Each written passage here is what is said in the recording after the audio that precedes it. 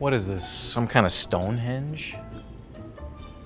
Pretty cool. I can only imagine the full thing totally built up and just...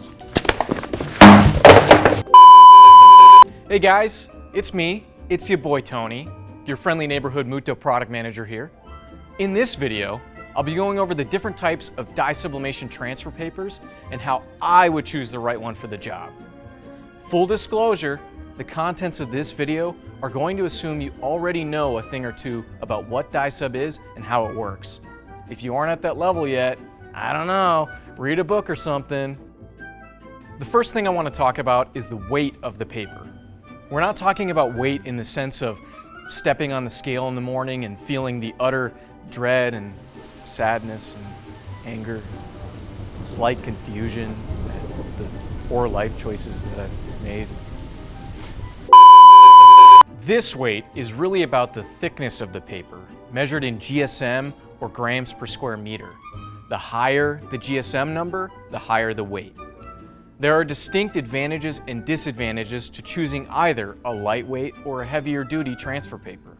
Lightweight transfer papers will generally offer a much faster sublimation release than a heavier duty paper. This can be nice if you're conducting high volume business and need to get rocking and rolling super quick. The major disadvantage of lightweight paper is that it is thin and it can be difficult to work with. If you aren't careful, you might just punch right through. You know, it's kind of like when you're in like a public restroom and the toilet paper is single ply. Heavier duty papers offer the inverse advantages and disadvantages to the lighter counterparts.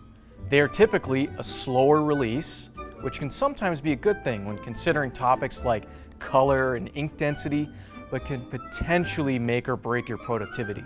On the flip side, they are much easier to handle. Next, I want to touch on the coatings that are on these papers. Out in the great wild, also sometimes called the store, you'll find two types of transfer coatings, tacky and non-tacky. I wish I had something clever to say here, but they literally behave as described. Tacky transfer paper is mostly used for fabric applications and will have anything from a very gentle grip all the way to a leech you can't seem to break free. You'll want to pick the right amount of tack for whatever substrate you'll be making cool stuff with. The other option is non-tack coating, also referred to in more sophisticated societies as regular paper. These are for rigid substrates where there's no shrinkage or flexible movement requiring the tack to hold the transfer in place.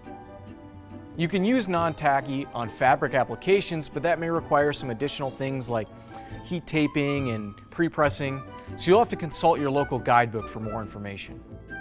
Finally, I get asked all the time, Tony, what brand of paper do you buy? Who do you trust? All joking aside, your choice of sublimation paper comes down to what you can afford, meeting the color density and gamut that you require, and also providing the production speed your business needs to make money. I get the opportunity to test a lot of different paper manufacturers here at Mutoh, and basically all of them run fantastic on our dye sublimation printers. You're welcome for the super subtle product placement. Anyways, thanks for sticking around this long.